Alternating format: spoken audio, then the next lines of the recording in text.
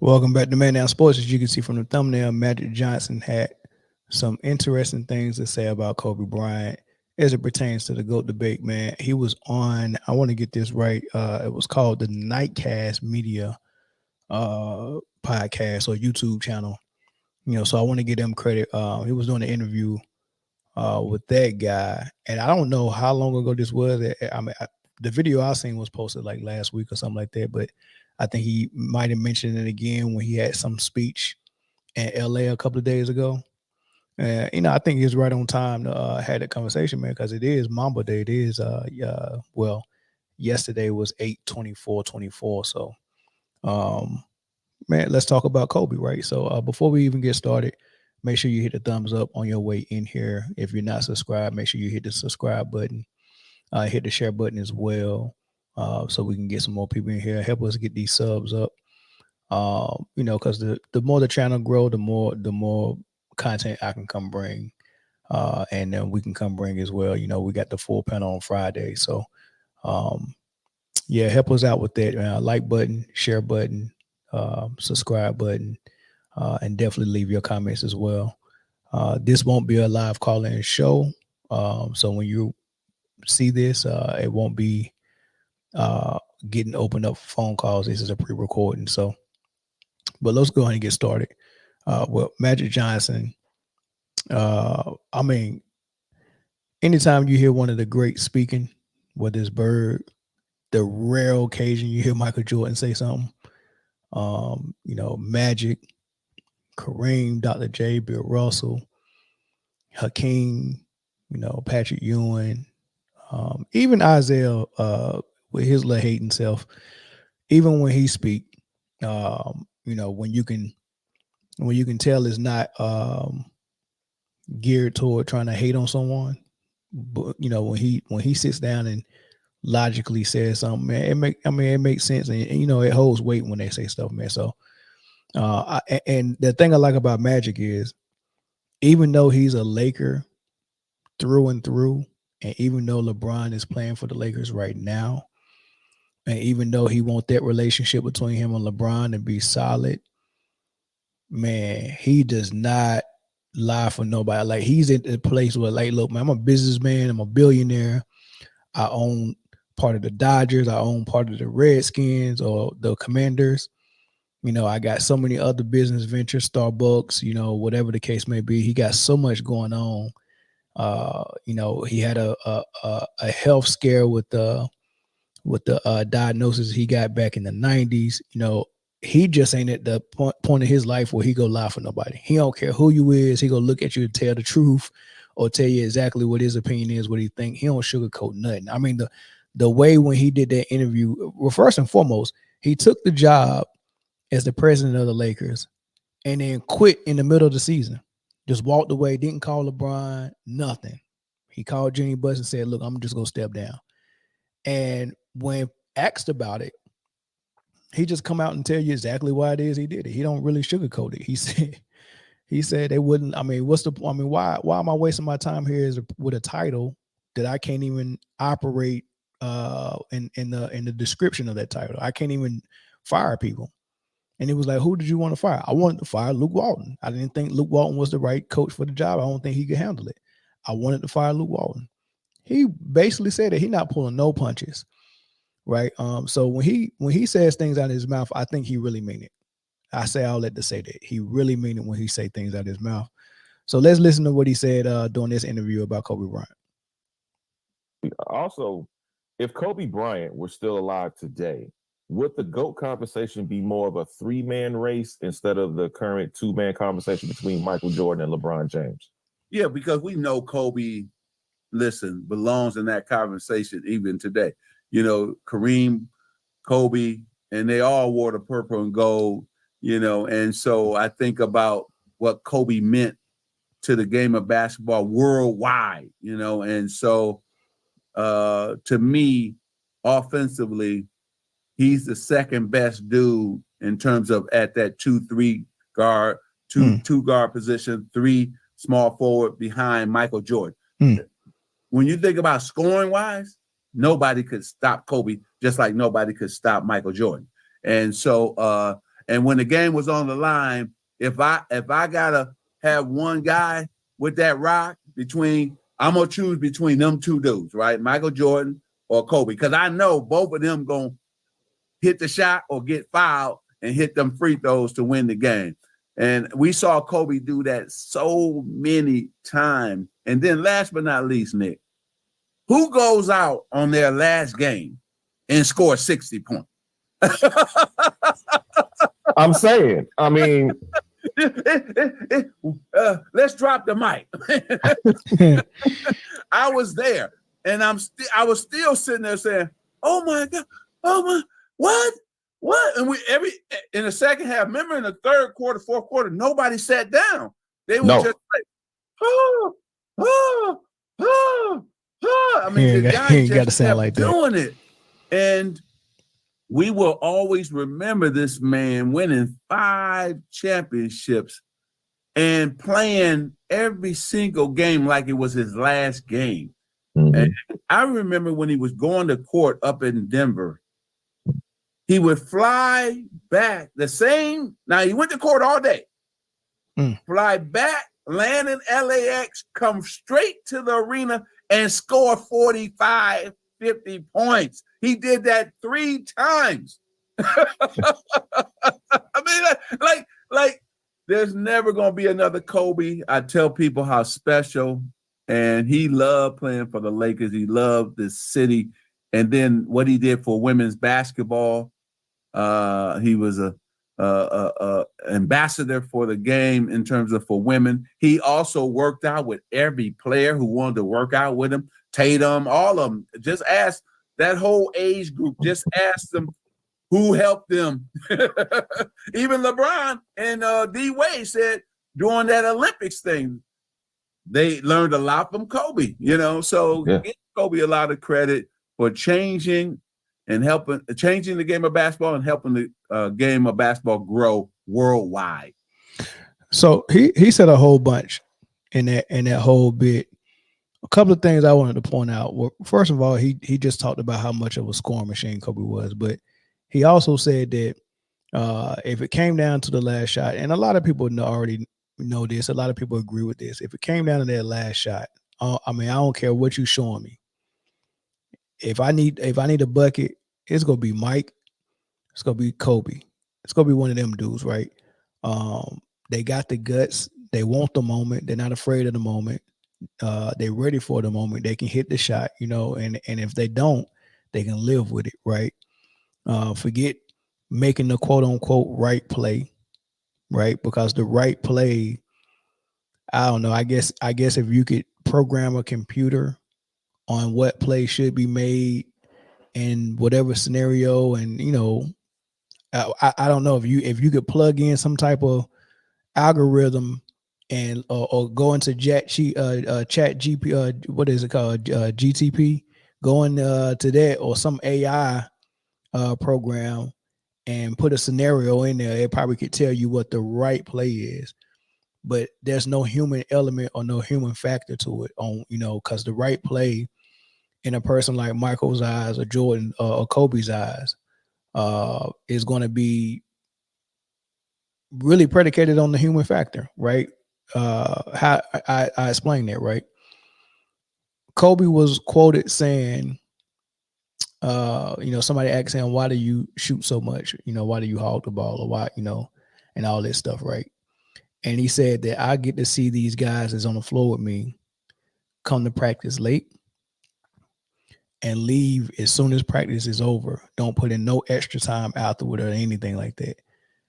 I'm here early, super early. I've already worked out. I've already got my shots up. And by the time practice start, I'm seeing people rolling in late, unprepared and all that stuff. And then after practice is over, I'm getting in extra shots, right? And I'm practicing on stuff that at some point one day, the Lakers is paying me X amount of dollars, right, to be able to put the team on my back if I need to, for a whole game, for a whole quarter, for a whole last final minute, whatever the case may be. I have to be ready for all those moments. They're paying me for that, and they're expecting it from me, and my teammates are expecting me. So I had to prepare that way to one day I'm going to be in this situation, just like he prepared practicing his left-handed shots for the only time he really got the chance to use it for real was when he tore up his rotator cuff on his right hand and he finished the game shooting all left-handed shots.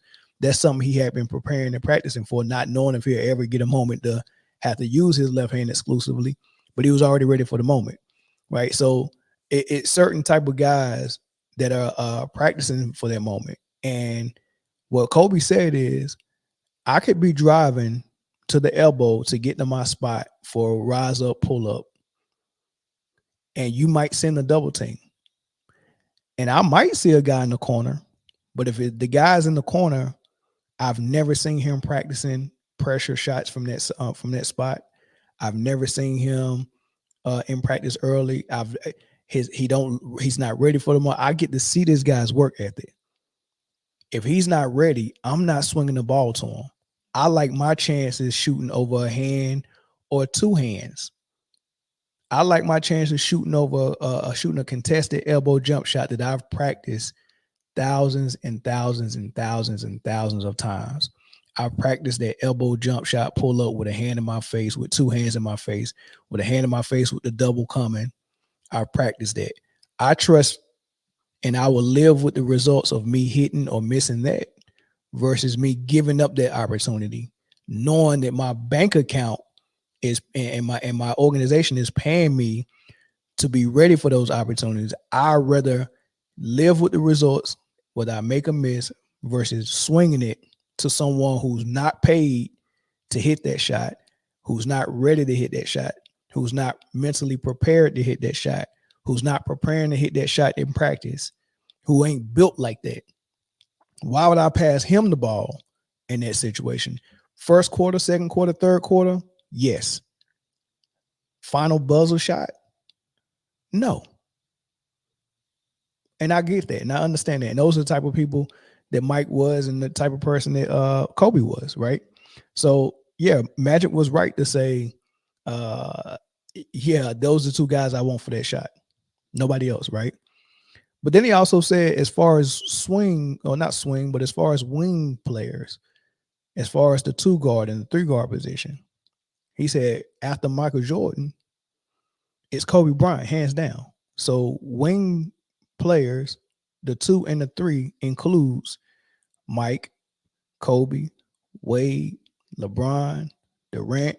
It includes all of those guys. And he said after Mike is Kobe. Same thing Kevin Durant said. After Mike is Kobe. Kevin Durant said, I don't even see them as 1 and 2. I see them as 1A and 1B. I agree with that, right?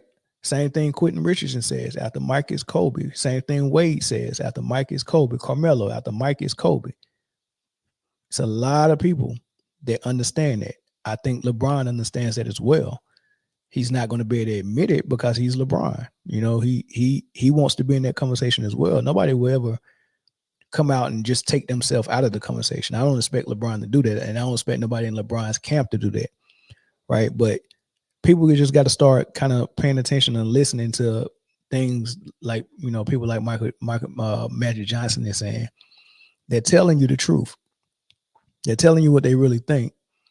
And it's kind of obvious. Like, you know, we know there's no way you can have a carbon copy of a player and that player that's the original be the GOAT, but the carbon copy be somewhere like at number 12, or some of these people got Kobe on the list. Don't even make sense. Like people that have Kobe outside of the top 3 are basing it I don't think they even watch Kobe play. I think they look straight at Google and the stats and decided, okay, this is what we're gonna put him based on the stats.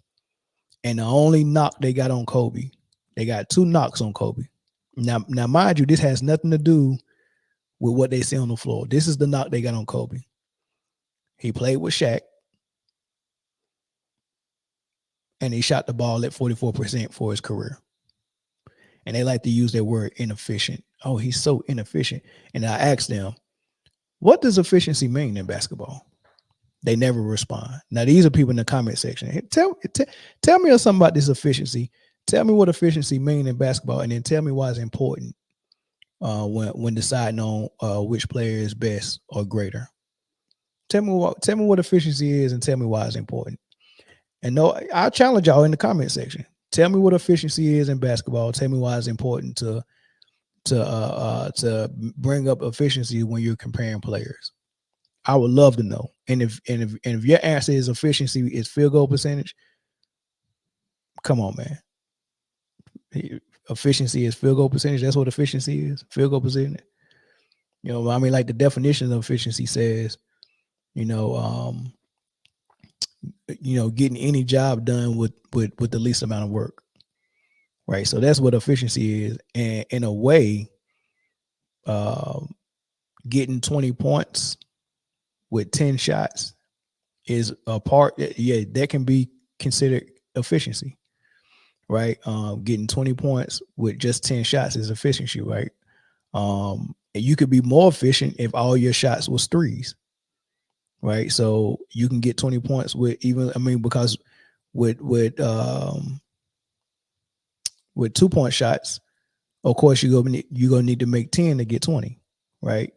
Now, if you make all 10, right, then you only took 10 shots to get 20 points.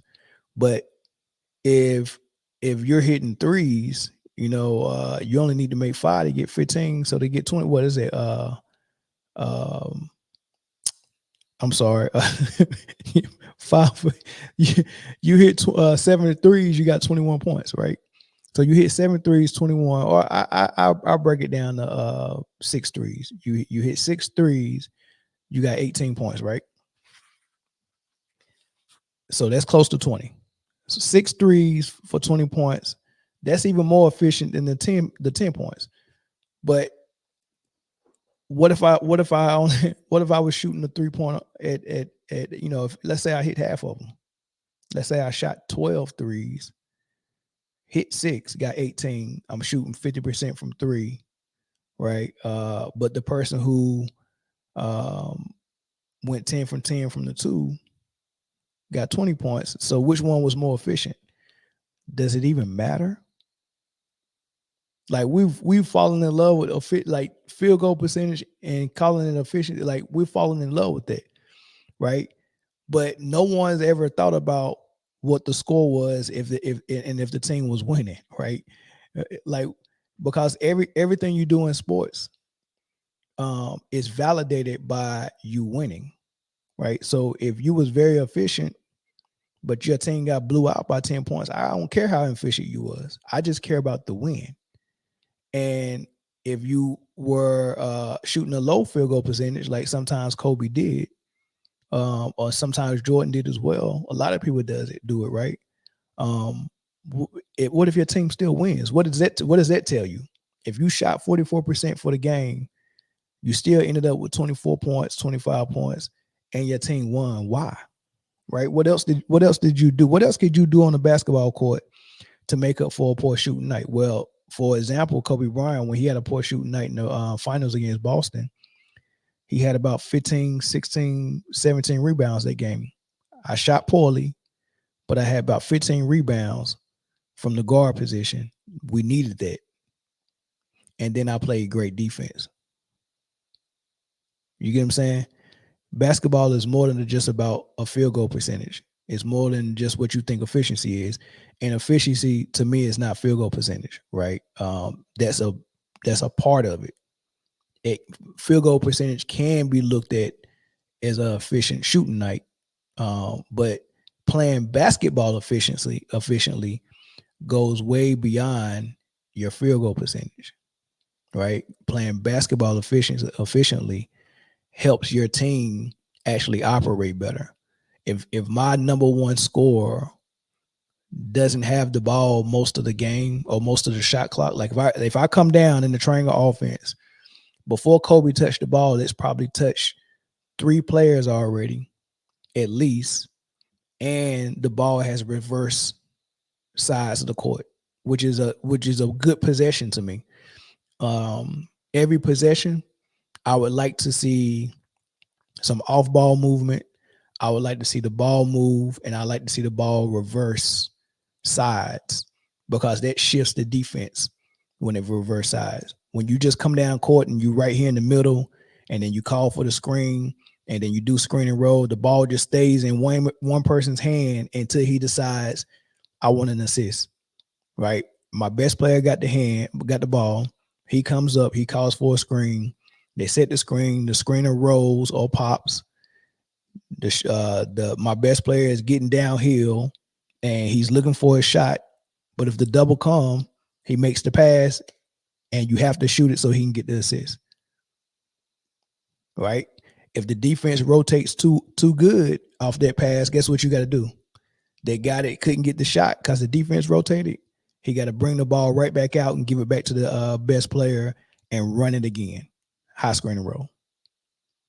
I don't like that offense. Your best players had the ball the whole time, but in the triangle, the way Mike and Kobe did it, the ball will come up. Fisher will bring it up. Ron Harper will bring it up. Kukoc will bring it up. Artest will bring it up. It don't matter who it was. Somebody will bring it up. Sometimes Kobe, sometimes Jordan. But they get into their offense. You might get Rodman flash to the free throw line in the elbow. He'll post up right there, high post. Pass that ball to him off that high post. Off that high post, you either got a dribble handoff option or they might go form the triangle on the right side. But once Rodman get the ball at that high post, his first option is, if it's that dribble handoff, that Draymond Green dribble handoff that he do where he'll fake it and then turn and he got a layup. Sometimes you get that off the action, right? You can do all that without your best player touching the ball. He's just over here as a decoy, right?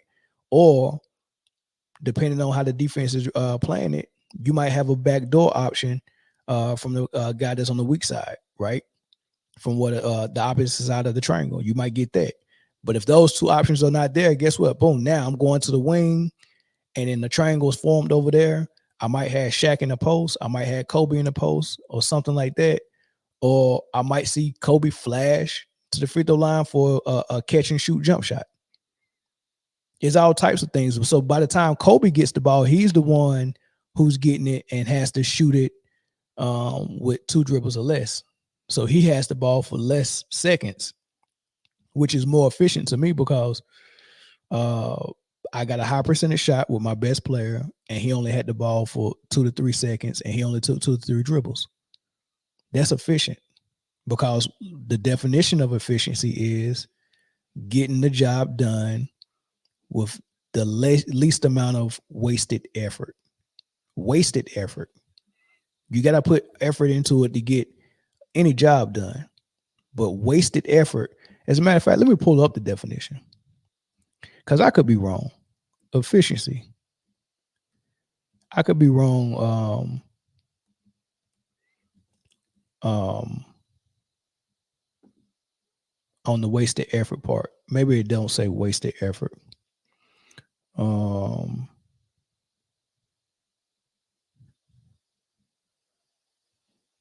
Merriam-Webster.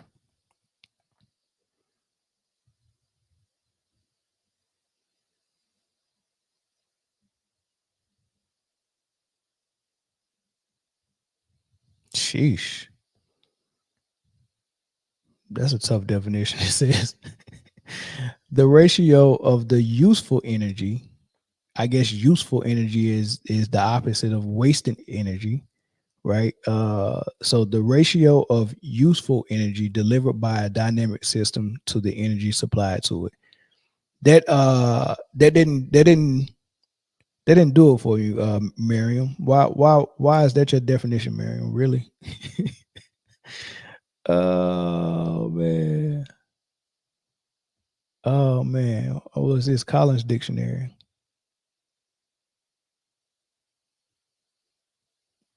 Man, somebody need to create a book with definitions in it with from a basketball perspective. I think that'd be dope. Maybe I should do that. Yeah, same thing on this one. The ratio of useful work performed by a machine or in a process to the total energy expended or heat taken. I mean, but for the most part, it's going to be based on useful effort, useful energy, or wasted energy, or wasted effort, right? So I wouldn't say any shot. If I get a high percentage shot, the make or miss part of it, and what your percentage ends up being, I wouldn't call it efficiency. I wouldn't call it inefficiency either, right? So, just because you missed a shot, I wouldn't say that's wasted effort, right? It's just a make or miss lead.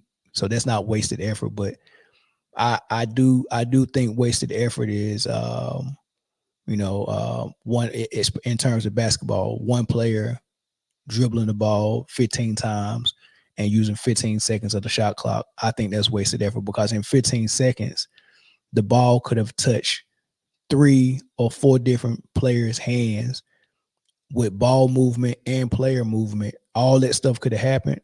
I think that energy is not wasted. I think that's useful energy, because with each person that's touching the ball, you're making the defense shift or defend or do different things. And when you do that, you give yourself a better chance of the defense breaking down somewhere where you can get a good shot. So I really do think that the NBA circle should change their thought process and their definition of what efficiency is. Just call field goal percentage. Say Kobe Bryant had a lower field goal percentage than some other guys that's in the GOAT conversation, like Jordan or Kareem or whatever. Just say he had a lower field goal percentage. Please stop calling it efficiency. I mean, I think that's just really annoying. But that's all I wanted to say about that, man. Y'all let me know what y'all think in the comment section. I also wanted to get into this Caitlin Clark conversation, and we'll talk about the WNBA a little bit right now, right? Because things are heating up. They just came back from the Olympics, and the people who wasn't playing in the Olympics, like Caitlin Clark, and most of her favorite teammates, they got a little break, so they came back a little rejuvenated and fresh. I think they on I want to say 5. Well, they just lost on Friday night or Saturday night. They lost Saturday night to Nafessa Carla in Minnesota. But before that, I think they had won 5 straight. I think they won 5 straight. I think so. But I know they was playing some really good basketball, right? So it started some debate about whether she should be in the MVP kind of conversation. And this is the thing I don't like about the whole situation with the MVP conversation, right? There's no criteria for any awards in sports, and it should be a criteria. And I don't understand why a business as sophisticated as the NBA or NFL don't have a criteria, right? Because I think it's very important, like in the military, when we give out awards, we have to have a black and white criteria. We have to have a criteria on file. We have to have a guidance for it. This is what we're looking for. This is how you interpret that. This is why. They explain why we even looking for that, right?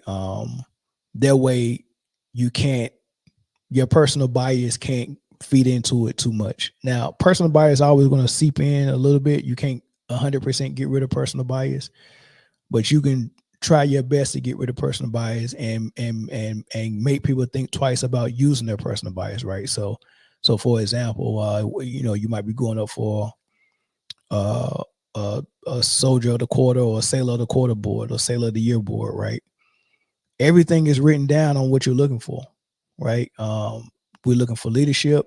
How do we define leadership and in what areas and all that stuff? And we're looking for what you did as far as your job in terms of numbers and how successful your sailors working for you were. Like it's spelled out what you're looking for. It's spelled out. Well, what MVP is not. And then you got media members and other people that's in the NBA circle that's all part of the voting pool, and there's no one giving them guidance on what to look for. So guess what happens? You got 100. If you got 100 people that have a vote, you're gonna have 100 different criterias for the MVP. Like that's chaos. you got 100 people with no criteria from the NBA or WNBA. Figure it out on your own. Use whatever criteria you want. And the issue with that is your personal bias is going to help you create your criteria, and it's going to change every year. So instead of the candidates who might want MVP knowing exactly what the criteria is, and be like, oh, okay, I can kind of tell who is closest to that. Like if I say you have to check this box, this box, this box, and this box, it's very easy to see who has the most box checked. So we could know who's leading the MVP discussion every year because we got a criteria. But what the voters are doing now is they're looking at the people that are candidates, and then whoever their favorite candidate is, according to their personal criteria, they're just shaping it. They're just shaping their conversation and their narrative when they explain why they're voting for that person. They just shape it based on what's favorable to them. And that's what people are doing with Caitlin Clark now. You know, I've never heard part of the MVP discussion be jersey sales, how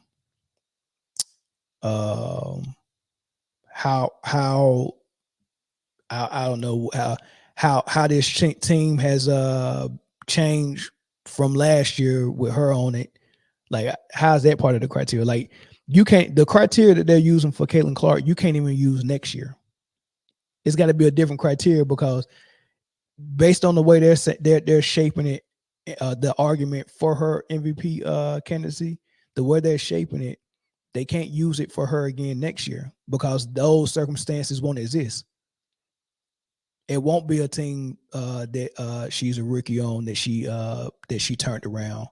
It won't be all these other circumstances they're trying to use as far as she took the attendance from here to here. All those things won't exist. So next year they're going to have to come up with a new criteria for her to get votes. But they okay with that because next year we're not even going to be talking about that this year. So they can change the criteria. I seen them do it with Steve Nash. Steve Nash got an MVP where there was better candidates, and they made an argument saying that Steve Nash makes everyone around him better, and none of these guys is on his team or any all-star level players. And then the guys that was in the discussion with him, like Chauncey Billups, they X him out and said, "Oh, he got Rasheed, Ben, Rip, and Tayshaun. They're too good." So therefore, even though they won more games than Steve Nash, and Chauncey Billups plays defense, and he's on the all defensive team, and he's doing everything that Steve Nash is doing on offense, that was like, and the record is better. That was like, well, he can't get it because his team is too good, but Steve Nash's team is trash. But lo and behold, Steve Nash's team had Amari Stoudemire, Q Richardson, Joe Johnson, and Sean Marion on it. The team was stacked. But since they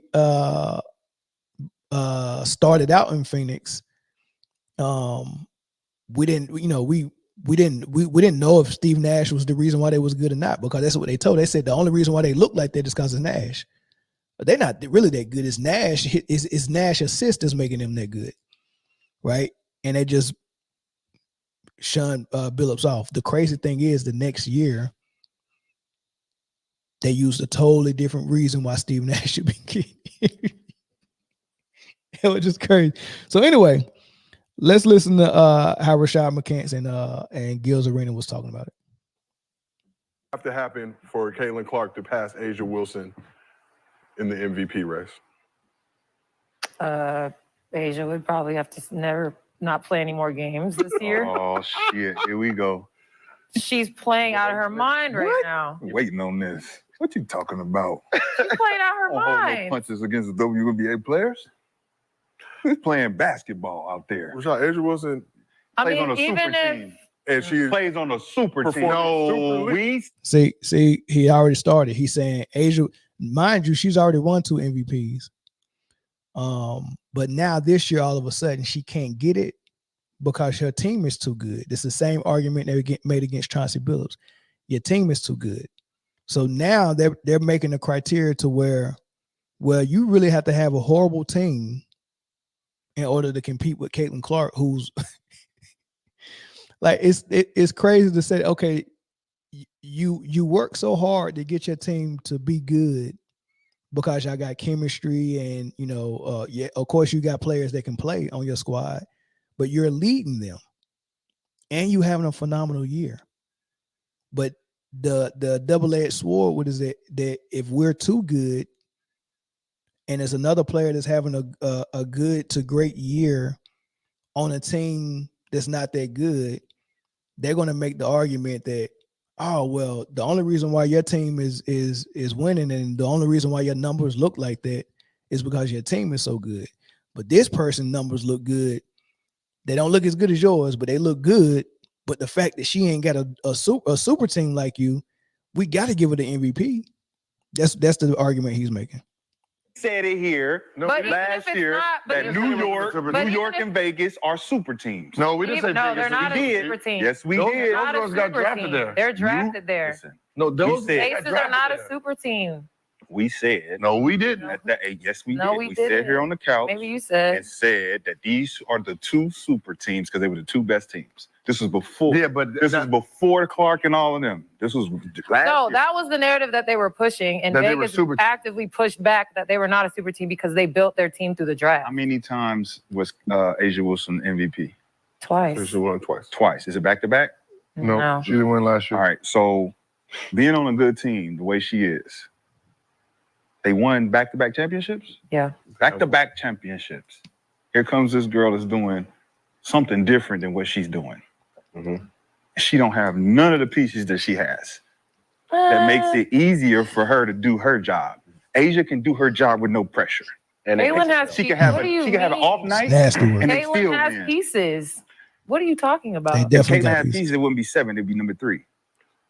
But So No, 13 Caitlin just got there. 13 and 27 last year. They're 13 and 15 so far. Caitlin just got there. She has the pieces. Have you watched them play the last week? yeah, the last 3 games. And they specifically. look like a completely different team. She looks like a completely different. Let's see if they do got pieces. That's the scoring list from 1 to 13. I got highlighted Caitlin Clark and Kelsey Mitchell because they both on the same squad. Kelsey Mitchell, they both are averaging 18 points a game. Kelsey Mitchell is a bucket. She might be their best scorer. Caitlin Clark is a phenomenal deep 3-point shooter. She can get a shot off and she got a quick release and stuff like that. And she's taller than Mitchell, so she can shoot over people a little bit better. But Kelsey Mitchell, Lord, that girl can score. So yes, they do got a great pieces. And then of course Aaliyah Boston, who won the not MVP, but she won the Rookie of the Year last year. She's a good piece as well. And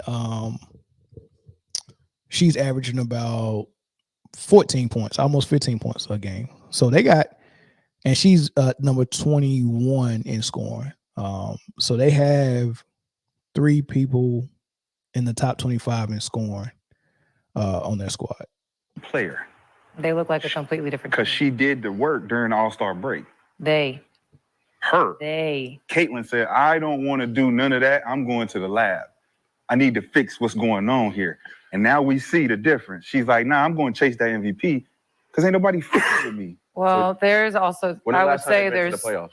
Her team. 2016. So this is also what happens on Gil's Arena. And I said this, I think I did a segment on them earlier this week or last week where I told them, or I told y'all that Rashad McCants, Gilbert Arenas, and Brandon Jennings, they take turns being the hot take guy while everybody debate them, right? So even though we've heard Gilbert Arenas before be the guy that was so pro Caitlin Clark, he's taking the other side this time in this MVP discussion, and Rashad is saying the outrageous things.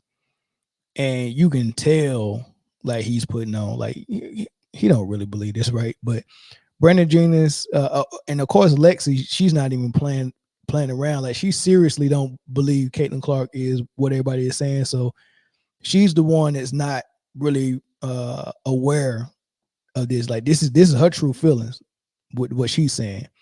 But everybody else is playing the game.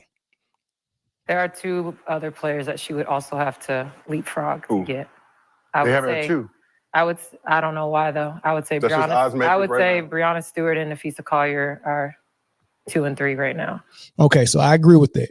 I agree. It's two other players.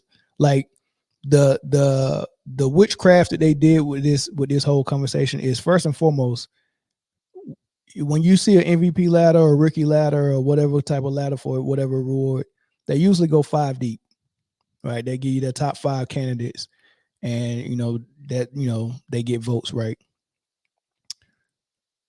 That was a debate for Rookie of the Year with Angel Reese and Caitlin Clark, and I still think it is, but I think Caitlin Clark is in the lead, and I think whoever has the most wins, who has the higher playoff seeding, I would give my vote to, right? I don't think no one's running away with it. I think if anything, Caitlin is running away with it only because her team is on a win streak.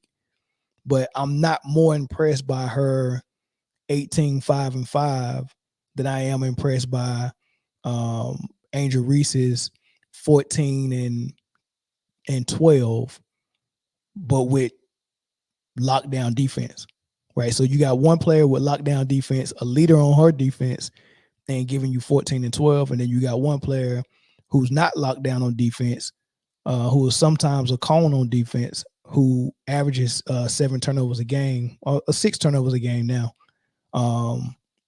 But she's giving you 18-5-5 or 18-6-5.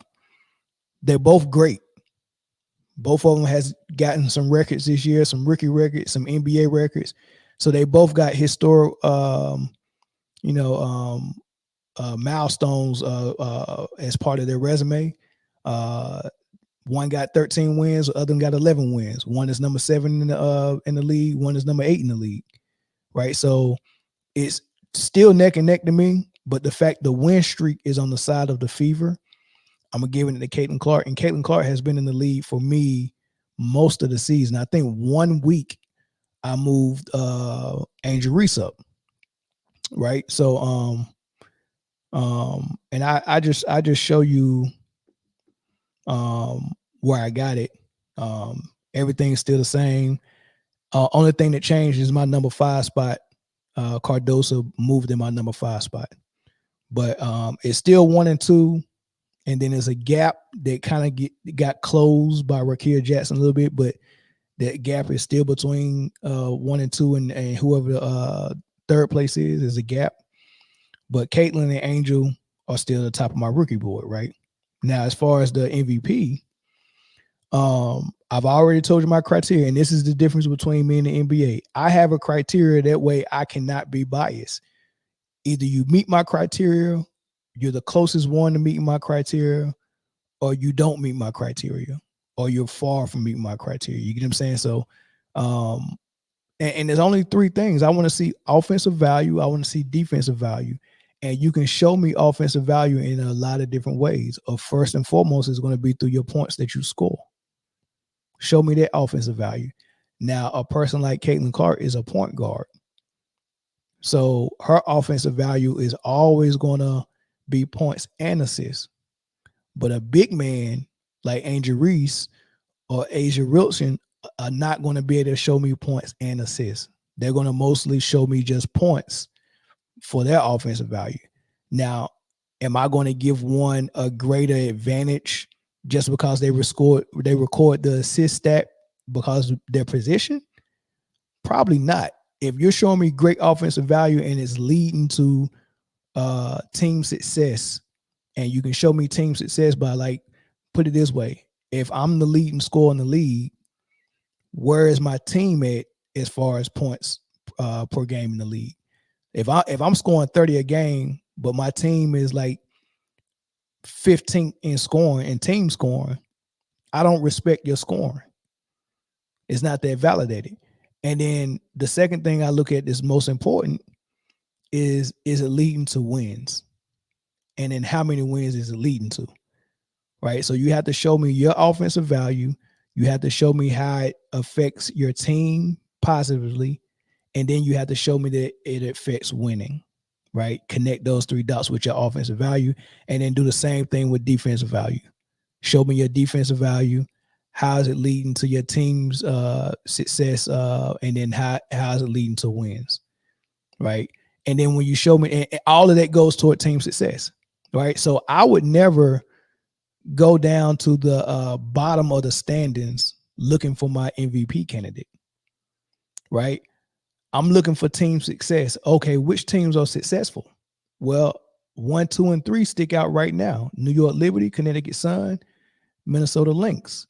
Then you look at number 5 with Las Vegas Aces. The reason why I look at the Aces is because I already know the season that A'ja Wilson is having is crazy. So if I'm going to look past that 1, 2, and 3 for a candidate, it's going to be that candidate that's having a monster season. But if A'ja Wilson was at the 8th seed or the 7th seed, she would not, like, she's 17 and 11. That's a winning record, 6 games above 500. You look at number 7 and number 6, they're both below 500. And there's no chance that I'm looking for an MVP candidate with a team below 500. There's no chance I'm looking for an MVP candidate with a team below 500. I'm going to say that again. There's no chance that I'm looking for an MVP candidate from a team that's below 500. I'm sorry. A Rookie of the Year candidate? Yes. An MVP candidate? No. Below 500? You got to be kidding me. 13 to 16. You got to be kidding me, right? So I'm looking at the team success when I'm looking for my MVP candidates, right? So so that's my criteria right there. So when I do my criteria and I'm looking at these teams, I just changed it. A'ja Wilson, with this losing streak she's on, she just lost to Nafessa Collier in Minnesota twice in a row. Nafessa Collier just beat A'ja Wilson twice in a row. They had 4 games. I'm sorry, they had 3 games in 4 days.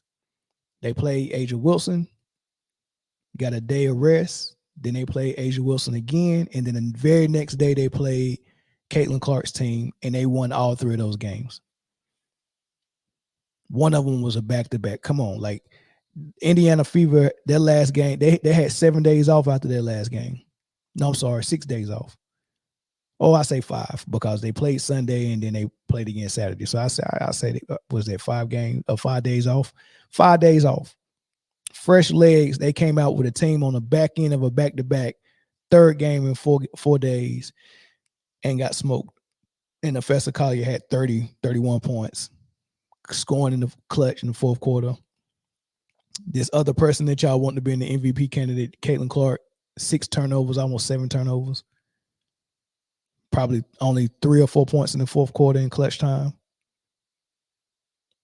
Like, this is laughable. But Nafessa Collier is not my number 1 candidate for MVP. Let's look at some of the things she's doing. Right? Like I said, I want to see that team success. Look at the leaderboard for your team, right? So if Nafessa Collier, and I want to say, what did I have my stats at?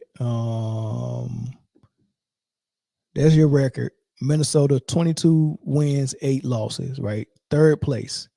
So the team success is already there. You're number 3 team in the league, right? But then when you look at the points, I look at Nafessa Collier. She's the 4th. She's averaging 21 points a game. That's number 4 in the league. So she's a top 5 scorer. Her team is a top 3 team. And when I look at what her team is doing in all the categories, when you look at points per game, they're not scoring. They're not top 5 in points per game. You see Indiana Fever there at number 5, right? So check mark for whatever Caitlin Clark is doing for her team on the offensive end is leading to a little bit of success as far as points per game, but not in wins. So it didn't connect the dot all the way to the wins, which is the most important part, but at least I can see it translate somehow, right? But then you look over there at assists per game. The way Minnesota plays the game is leading to more assists than the way Indiana plays the game, right? So more team assists, that's what's more important. Not more assists for one player, but more assists for the team. The way Minnesota plays is leading to more assists than any other team in the league, right? More assists than Indiana as well, right? Then you look at blocks per game. They're top 5 in blocks as well. Then you look at steals per game. They're top 5 in steals as well. Then you look at three-pointers made per game. Top 3 in that. Then you look at that three-point percentage. Number 1 in that. Free throw percentage, top 5 in that. So I'm looking at Nafessa Collar as a leader of her team is leading to all of these things and ultimately leading to a top 3 seed overall. That's what I'm saying. Then you look at it individually, right? What do I see Nafessa Collar at? Well, highlighted in blue, I see her top 4 in scoring. I see her top 4 in rebounds, right? That's a huge deal. So I'm top 4 in scoring and rebounds. Caitlin Clark, she's number 1 in assists, number 1 in turnovers. Right? It's not looking like she should be in the MVP discussion. Let's look at Asia Wilson. Highlighted in purple. She's number 1 in scoring, 27 points per game. 27.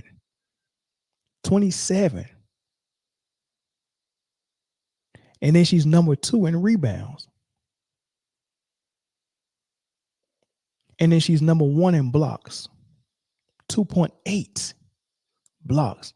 And then she's number 3 in steals. I mean, that's not even the only knock she has on her is the team success is not there like I want it to be. Because like I said, her team is only a 5th seed, but they're 6 games above 500, so they're still successful. They're on a little bit of a losing streak right now. But they're the 5th seed. That's the only knock. That's the only reason why she's number 2. She's doing so much this season that a lot of people got her number 1 still, despite her being in the 5th seed. But there's no way I can have Nafessa Collar after she done beat her 2 games in a row. She's on the win streak. She's doing a lot of things as well. She has a better record. There's no way I can put her over Nafessa Collar right now. But like I said, the witchcraft that they did with this conversation is they act like Asia Wilson is the only person in the discussion, and they just somehow put Caitlin Clark number 2 right behind Asia Wilson because they see Asia Wilson and the Las Vegas Aces is on a little losing streak, and they think that'll be the easiest way to get Caitlin Clark in the discussion for MVP as the top candidate. Just act like the other players don't exist. Make it just about her and Asia because Asian is having this monster game. And at the end of the day, if Asia keep losing games and Las Vegas keep losing games, they can have their argument, I guess. I don't know. But it don't make sense for them to skip over Brianna Stewart, skip over Nafessa Collier. Maybe there may be a debate or a conversation with Khalil Copper and Alyssa Thomas. Maybe. But I don't have, I don't have her over Khalil Copper or Alyssa Thomas at all. I mean, if you look at their standings, Connecticut Sun is number 2. And Alyssa Thomas practically averaged a triple-double. Right? If you look at her, Alyssa Thomas, she's number 2 in assists. So the main thing that they want to give Caitlin Clark MVP over is her assists. And Alyssa Thomas is right behind her. One is 8.3, one is 7.8. Right behind her. And she's a forward. But not only that, She's also top 5 in rebounds. So she's top 5 in 2 categories. 9 rebounds, 8 assists, and about 11 points, 12 points. And a number 2 seed. Right? So you just can't sneeze at that. You can't overlook that, right? Seattle Storm, I kind of skipped them. I mean, Skylar Diggins is having a decent season. Jewel Lord is on the leaderboard for points. I think she's averaging about 20 a game. Where's she at? 20 points a game. She's the 5th highest scorer in the league. But I don't have her as a candidate. I don't think her year has been phenomenal or stellar. Right. I can see a conversation between Storm, Jewel Lord, and Khalil Copper, but I think Khalil Copper, she's scoring phenomenally right now. She's averaging 23 a game. She's right behind Asia Wilson. And 16-14 record. So that's my top 5. What's her number? And that why though? 17, 8, and 5. Okay, so this is What percentage? I don't know. Let me give it to you. Now the problem is Conversation for sure. She absolutely should be in the conversation. That's all I want to say. with Asia, she's averaging 27 and 12. Right? Last year she was averaging 22. But she's a big. And she should have won it last year. She's a center. She's a big. So she's averaging 27 and 12. So she has more of a responsibility. Caitlin Clark shooting 41% from the field, 33% from 3, 89% from No way MVP. No, not MVP. No, I'm just Not right now. Right now, no. By the time the end of the season, for sure, she's going to unanimously win it. Wait, hold The on. only reason y'all don't want to unanimously give it to her. I'm not saying no. Look, Candace Parker got it right. But was Candace Parker on a great team? She got it regardless. No, the only thing that would benefit Clark is if, let's say there's 12 games left. They're 3rd right now. What? Their team. They're 7th. They're right 7th. now. They're 7th. 7th. And somehow they go, let's say, 10 and 2. Yeah. And she's averaging about 24 and something. They will be pushing as an MVP. She's 5-0 right now against teams over 500. Last 5 games. But as I said, like, But I don't want you to discredit it'll be that team. Fever team. Oh, I'm not because I watched them play. Yeah. Wow. She has pieces. I watched them. You're Now, acting they like haven't she's been- I watched them by play. herself. what's going That's a long She's time. figured out how to play well with Kelsey Mitchell and Aaliyah Boston. Yes, those are two great But players. you know what Yeah. the media does? She don't have no pieces because they was trash last year. Yes. That's how you do. Right, You know what I mean? exactly. But that's So- but and they that didn't team make But it. yeah, she's that team wasn't as trash as people 8 like years. to act like. They had It's hard to. I don't think people really understand how hard it is to win in the WNBA, Yeah. which makes Vegas going back to back very impressive because it is very hard to win in the W. But what Kaylin has added to that team was something that they've been missing. Yeah. And it took them some time to figure out how to make it all work. And Kelsey started the season injured. So I do agree. Conversation, yes. But the season Asia is having right now, it's hers. No, I hear everyone has their own It's opinions, team. right? Know what I'm saying? It's team. Like You said probability. unanimous. That's my No opinion. way. That's my opinion. Unanimous. I mean, just That's team. Just Unanimous like is crazy. like Yes. Asia's team is not dominating like it was She's number one in last year's. Right? She wasn't dominating last year. Okay, The team give is her not an award for dominating. that. They didn't have Chelsea Gray for And they just So- also knew. I'm watching them play every if- time. let's Get just- numbers, but they. What I'm saying is, They're not let's just losing. say Asia's team keeps losing, but she's still balling, and Caitlin's team is winning and she's balling. The tide will shift, and they're gonna try to push it because of the team winning. But if everything just stays The way it is right now. if it stays the Asia, same, for Asia sure, is just by just for far. the sake of it. You Yes. said unanimous. But I can tell you Yeah. this Just right now, I said, Unanimous hey, is hard. but that's because I know she's gonna get better. You I know giving, she's first of all, gonna you get giving better. our voters too much fucking credit. No, I'm not. Like, It's gonna be at least There's one gonna- hater. There's It's gonna be one hater that She's throws. broken records Unanimous already, in 12 bro. What are games. y'all talking about? I'm- She's broken WNBA records. What are y'all? You discrediting her? I'm not. I'm Yeah, we are. I mean, if She has changed the game. unanimous. That alone, as a rookie, think about this. A motherfucker sped up to try to bump me. Oh God. Oh. Well, I'm a rookie. You the vet.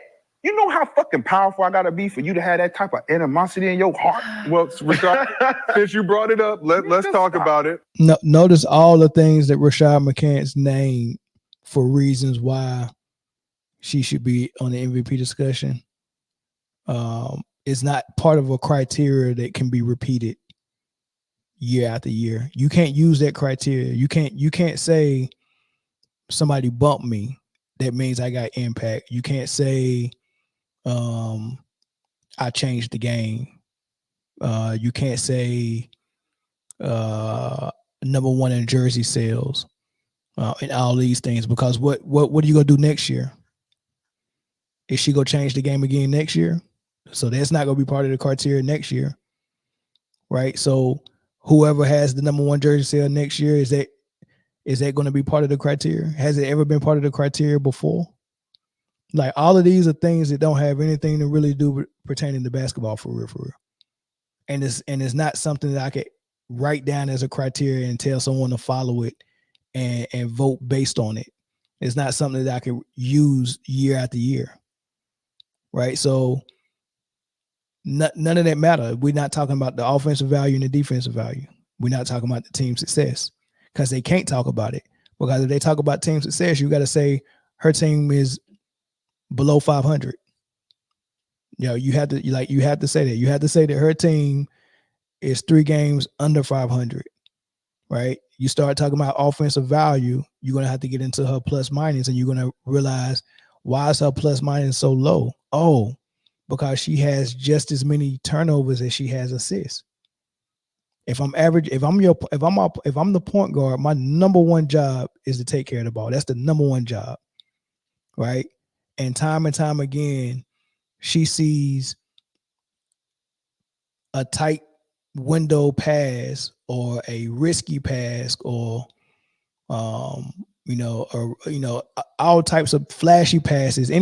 All of that takes more priority than taking care of the ball. Like I've always said before, I played point guard, and there's a couple of passes that I knew I could make or I felt like I could make, but just because where we was at in the game, I couldn't afford a turnover at that time. I would rather miss out on that opportunity to try to make that pass and say, well, at least I still got the ball. We still got an opportunity to score. I might have missed the window for that risky pass, but at least I still got the rock. I can make sure we get a high percentage shot. And if I miss out on that shot and still get 2 points, then great. You get what I'm saying? Perfect. Imagine being a person who feels like they can score on anybody, and then having another player like Kelsey Mitchell who also can score on a lot of people, and then a person like Boston who can get the ball in the post and impose her will a little bit and get a high percentage shot or get to the free throw line. Imagine having those 3 players on the floor, and you feel the need that you have to throw a crazy pass after you've already went half the season averaging 7 turnovers. Like, at some point you have to say, these turnovers are hurting my team, and I'm not going to turn the ball over anymore. I'm just going to have to miss out on some of these sweet passes. I'm just going to have to miss out. Take care of the freaking ball. Right? I'm fine with not saying a highlight pass. Okay, we didn't get to see a highlight pass, but you didn't turn the ball over, and you can still get a high percentage shot. I'd rather walk the ball up court. Now, early offense is early offense. We get a rebound and somebody's streaking. If I can make that pass with ease, and I ain't gotta rifle it in there where the pass is hot and they might not be able to hold on to it. I'm good. We got the rebound. We got to stop. I'll walk the ball up court, throw the ball in the post. I might get a Leah Boston to the free throw line. But at some point, the turnovers have got to bother her. 6, and that's down from what was before the All-Star break. It was 7. That's a lot of turnovers, bro, and it ain't no excuse for it. 6 to 7 turnovers a game. That is unreal. So yeah, I definitely got Nafessa Colley 1, Asia Wilson 2, Brianna Stewart 3. I mean, come on, Brianna Stewart, they got the best record in the league. I mean, this is exactly what happened to Jason Tatum with Boston. Best record in the league. I'm playing phenomenal, but they looking for someone that they're treating they're pretty much treating Caitlin like Luka right now.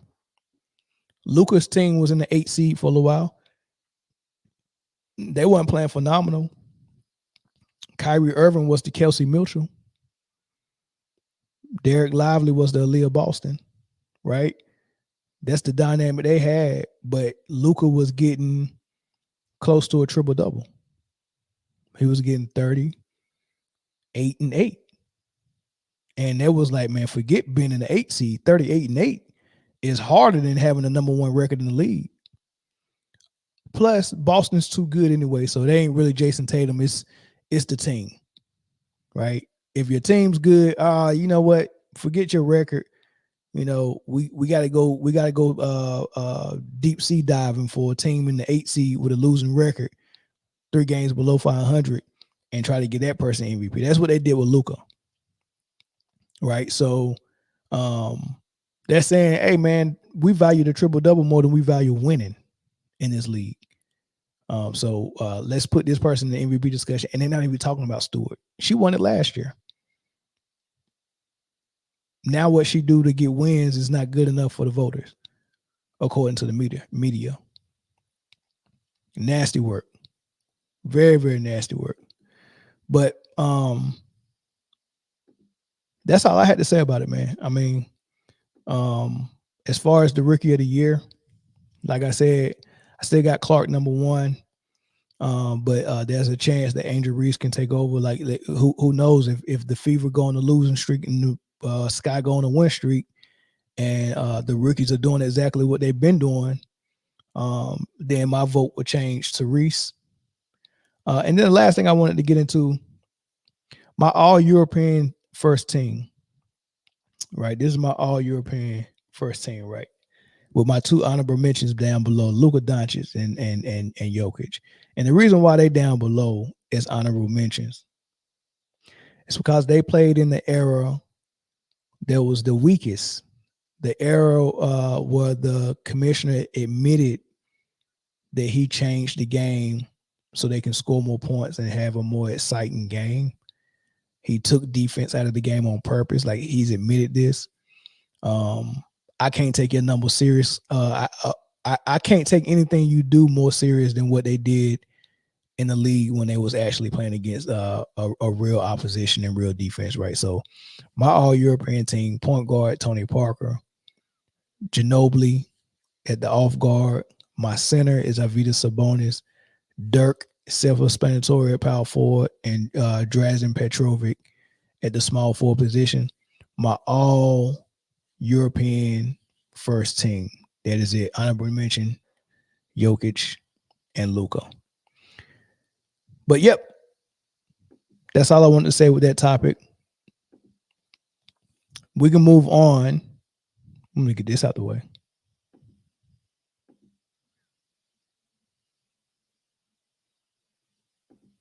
Okay. Yeah, so let's move on to Michael Jordan and Avery Johnson just slamming the door shut on the GOAT debate, man. Like, he didn't leave no room for no conversation or no debate, which is funny because Mark Jackson, who his podcast is on Cameron and Mace's channel, come and talk to me. But Mark Jackson is on there with his son, and his son is a young guy. I think he's probably in his late 20s, maybe. So, you know, he mostly watched a lot of LeBron, and he thinks LeBron is the GOAT. Well, Mark Jackson obviously don't agree. So every time he invites someone on the show, I think he's had Reggie Miller on. Now Avery Johnson. I think he's had Kenny Smith on. And he always asks him, man, who's your GOAT? And it's funny because I did this video on when Kenny Smith talked about who Michael Jordan and who the GOAT was. And Mark Jackson's son was giving pushback.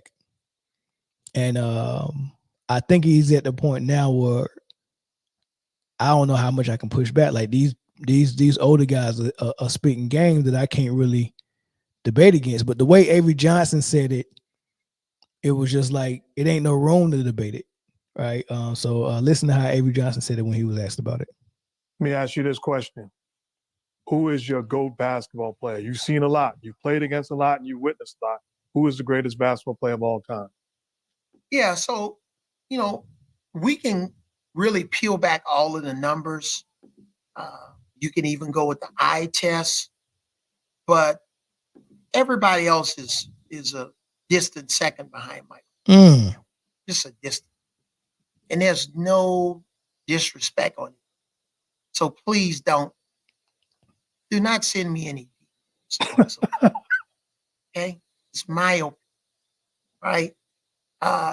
Michael, just for all the different reasons, but when you win 6 championships, you're the MVP of all 6. You never get to a game 7.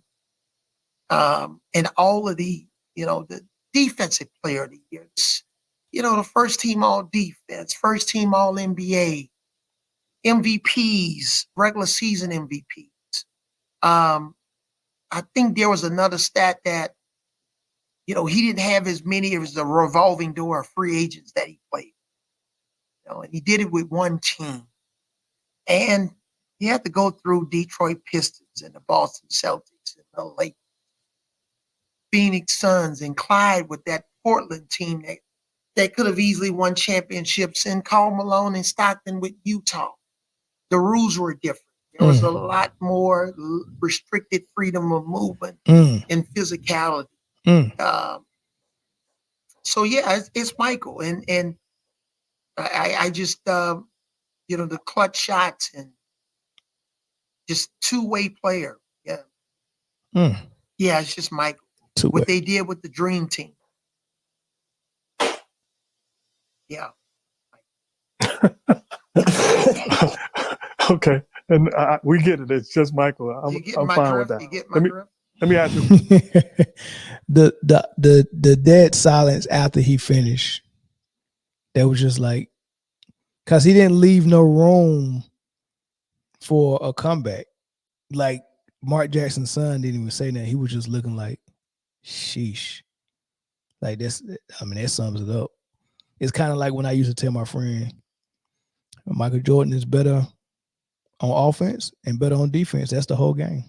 Like there's no other part of the game. It's offense and defense, and Michael Jordan is better at both. Case closed. Like how do you come back from that? You're not gonna come back and say, whoever, like LeBron is better on defense. You're not gonna come back and say that. Like there's some ignorant folks that say, well, he can guard more positions. Well, I mean, what value is that? What value is it that you can guard more positions if you can't lock down none of them? Like can guard and can lock down, totally different things. Can you guard a power forward? Sure. T.I. got a splitter. Can you guard Tim Duncan? No. Can you guard a center? Sure. For like 2 minutes. If it's Rudy Gobert, maybe. But can I, if I need to come, is it game 7? I need to lock down Jokic. Can I throw you on Jokic? Yeah, no. Can I throw you on Shaq? No. Can I throw you on Hakeem? No. Can I throw you on Dwight? No. DeMarcus Cousins? No.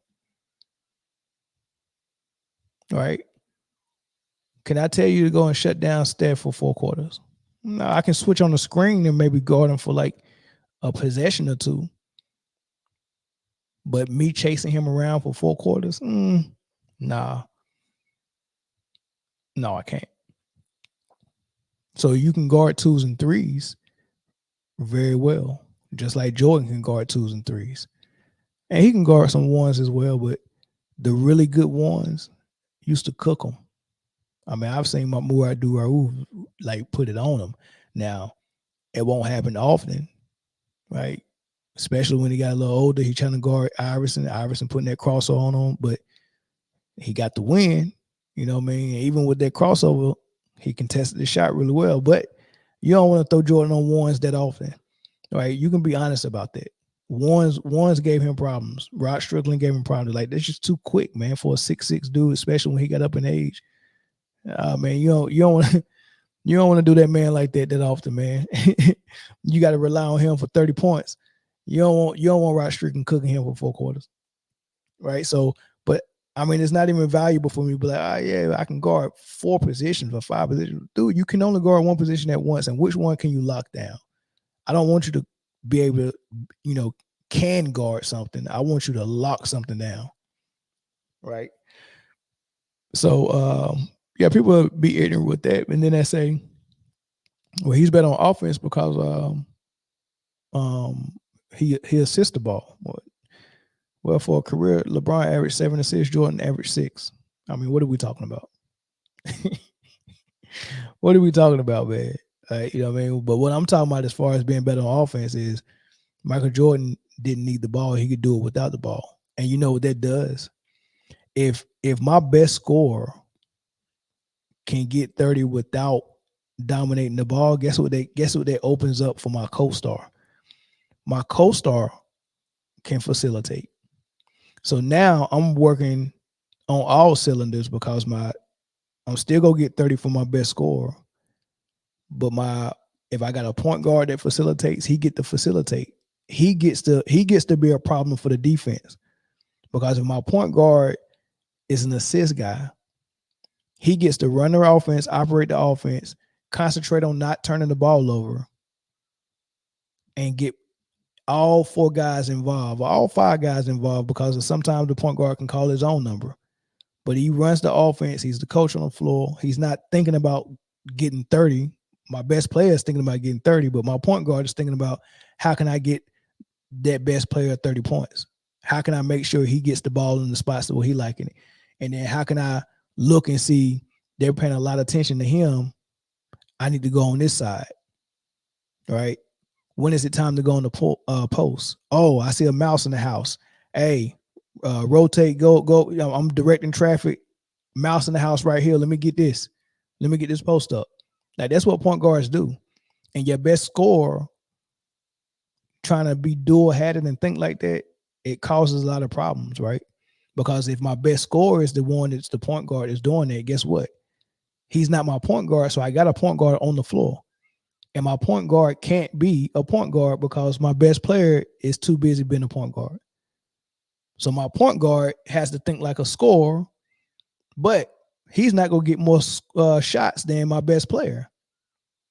So what am I leaving him to do? Well, what happens is my best player is primarily the primary scorer, and he's primarily the primary assist guy and facilitator. So my co-star can only be secondary at either of those things. He's an afterthought to those things. I get the scraps that the best player don't want. Well, I'd rather have one be primary in one thing and the other be primary in the other thing for my star and co-star. Right? So it's better to have a player that's built like Michael Jordan that can score like that on offense. But as far as stats are concerned, the most stats are going to go to the guy who always has the ball, who's responsible for the scoring and responsible for the assists. And that's why you see Luka and Jokic and Harden and Westbrook and LeBron. That's why you see them killing it on the stat book and racking up MVPs and stuff like that, because MVPs has turned into a stat-oriented award, right? But they named the trophy after Michael Jordan, and for Michael Jordan, it was about winning. It was about playing both ends of the floor, and it wasn't about stuffing the stat sheet and being a stat guy, right? You know, even though he was, but it was because he was a unstoppable scorer and a relentless defender, right? But the other thing that Mark Jackson said is he said that, I mean, not Mark Jackson, but Avery Johnson. He said Michael Jordan is the guy. He's number one. And it's a distant, whoever's number 2 is a distance away from him. I kind of agree, but I kind of disagree. I think as a player, Michael Jordan is number 1, and then it's distance. And then you got Kobe at number 2 as a player. 2 best players I ever seen play the game. Those are the 2 best players. But even Kobe being a carbon copy of Mike and being the second best player I ever seen, it's still a gap between him and Mike. All right, so that's that. But when you're talking about the greatest of all time list, I don't have Kobe at number 2 because I think Kobe's resume is a little bit lacking, being that he started his career playing with Shaq and playing second fiddle to Shaq. So his career at the beginning was as a Scottie Pippen, even though he was better than Scottie, and we can obviously see he was better than Scottie. You just can't get that bad taste out of your mouth that you was a number 2 for so long, right? So that hurts him a little bit. So it drops him down a notch. And someone like Kareem, who's a phenomenal player and also a phenomenal winner, he gets in the number 2 slot for me. And then it's a gap. So I think it's Mike and Kareem 1 and 2, and then it's a gap. And maybe even a debate for number 3. It's not a debate for me. I got Kobe at number 3. But I'm open to having a conversation about number 3. You know, is it Kobe? Is it Russell? Is it Wilt? Is it Hakeem? Is it Bird? Is it Magic? Is it LeBron? Is it Duncan? Is it Shaq? That's 9 names. I just came. I just said 9 names, right? And they all got a legitimate case for that 3rd spot. So that's where the debate and the conversation really starts.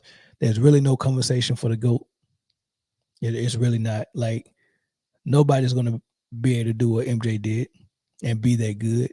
Kobe almost was that good, but he couldn't do what MJ did. You know, so the first obstacle a player would have to do is get as good as MJ.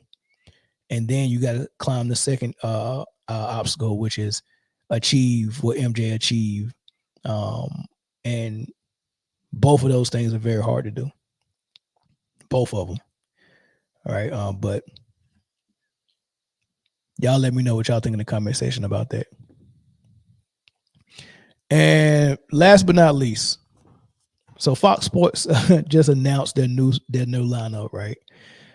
Undisputed is gone. No more Skip. Undisputed, the show itself is gone. And they got 1, 2, 3, 4, 5 new shows. Well, I ain't gonna say 5 new shows. I mean, the Colin Cowherd show, the Herd is still there, same time slot. He's still the number 1 guy on FS1. But that morning time slot from like 5 to 7, they just started a show.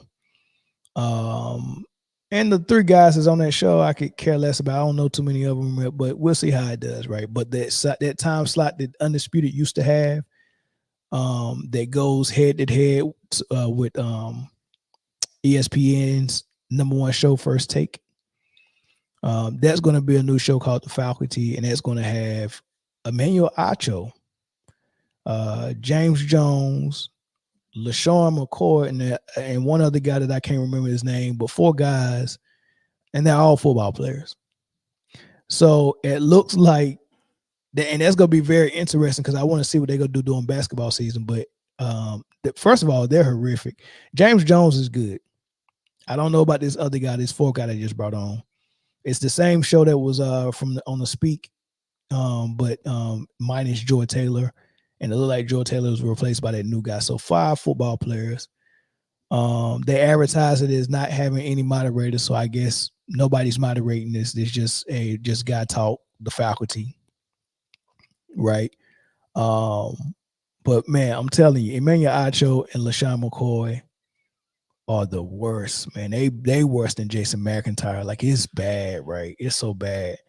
More on that to come, but let's get to the Nick Wright and Chris Bouchard and Kevin Wiles. They still got that same show, same time slot, but that last time slot, which would be the shows right before the games kick off, is Joy Taylor, Paul Pierce, and Keyshawn Johnson.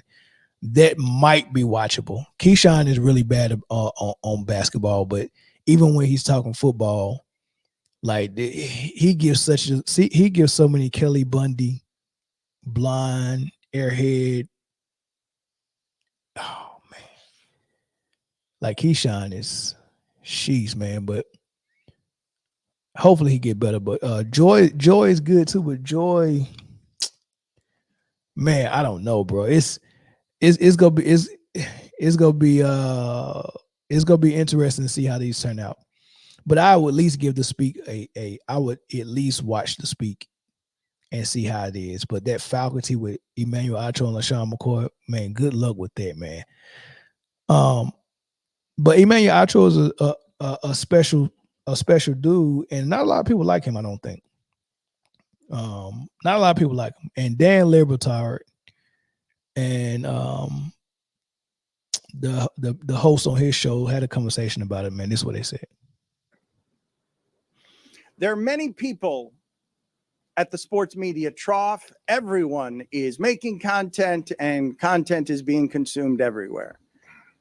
And I have found, that the evolution of the take has put us in a place where Emmanuel Acho is like the new computer on how it is to talk to an audience, saying twice as many words as need to be said, at least in part because you often have to fill 2 hours when you only have 1 hour's worth of news. And so everybody on these shows, everywhere in their life, me included, get too talkative because of the amount of time you're asked to make content.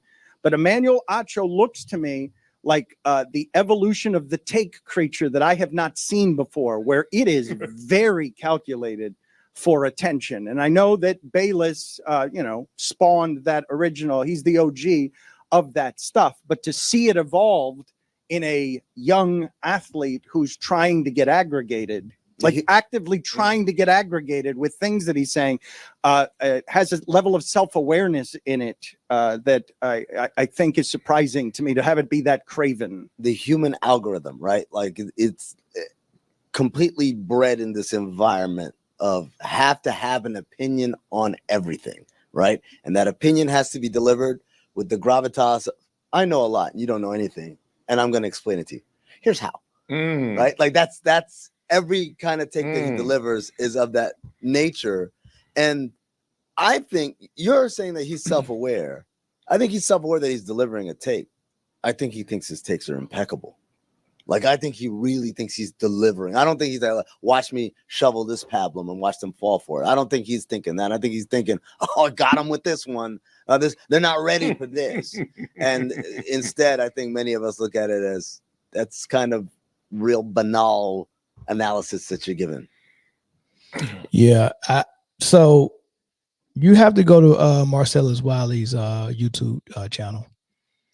And he have a couple of episodes where he talked about it. I think something when he first started his YouTube channel, like the first couple of episodes, like maybe in episode 2 or 3, he spoke about Acho, because the way the speak was before it was the speak. I can't remember what it was when Jason Whitlock was the host, but Jason Whitlock was the host. I can't remember who was on the show with him, but eventually they tried to spice the show up and they bring Marcellus Wiley on. And Marcellus Wiley was really good there. And what was good about that is because Whitlock was someone that a lot of people dislike for some of the things that he said. So bringing Wiley on, Wiley was like the opposite end of the spectrum of what Jason Whitlock was, and it created a good balance, right? And it made the show a little more watchable. Well, when the contracts was up for Whitlock, they didn't renew his contract, and they let him go, and they gave Wiley the show. And Wiley needed his guy that was the opposite of him, so they gave him Emmanuel Acho. Well, what Wiley described is that while he was trying to be friends with Acho and show him the ropes, the whole time Acho was plotting on how he was going to get his own show by any means necessary. And he said he would hear that from the bosses and execs and other peers that Acho was planning to get his own show on the network, even if it was the show that he just got invited on. And Wiley didn't, Wiley wasn't that ambitious where he was trying to go to the top. He wasn't trying to turn into the Stephen A. Smith of FS1. Acho was and is trying to, according to Wiley, turn into the top dog. So he's going to do whatever he needs to do. He's going to say whatever he needs to say. He's going to snake whoever he needs to snake. Well, not shortly after that, I don't even think Wiley was on the show a year I mean, he came on the show. He did a year with Whitlock. He took Whitlock's spot, and then he only had the spot for probably another year before Acho and Wiley was gone. And here's Acho. Here's your show. And the crazy thing about it is Acho was normal until he got the hosting job. When he got the top host job, he turned into something totally different. Like, oh my God, like, what did he say? I mean, he was on that type of level. And then the way he delivered is so freaking lame. Like, I don't know why he talks like that. It is bad. And then he brought LaShawn McCoy on, and it looks like LaShawn McCoy is like, all right, I'm gonna follow Acho. Acho knows what route to go. He knows how to get in good with the bosses, right? So I'm gonna go down this path. So they going down this crazy path. Like, I can't even really explain. Maybe you know what I'm saying without me saying it, but they're going down this lane, satisfying to the bosses, but they're going down this lane, both of them, and it's serving them well. Like, they're in the prime time spot with an opportunity to compete against First Take, which is the #1 sports show on TV. They put them in prime time spot. They took them from 5 to 7 to 10 to 12 and said, compete. We believe in you. Sink or swim. And I just think it's interesting because they're not good, but somebody's watching them. Somebody got to be watching them. I'm interested to know why they didn't put Nick Wright in that spot. Nick Wright and Chris Broussard. That probably would have been better, even though I can't stomach him either. Maybe they're putting Acho and them in that spot to see what they got, to see if they can actually survive. And if not, all right, well, we tried it. When your contract's up, you're gone. Maybe that's what it is. I don't know. But now we know who they replace Undisputed with. New show called The Faculty.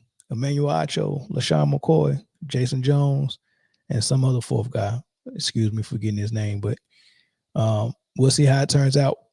But other than that, man, that's all I got for the show, man. I appreciate y'all hanging out with me.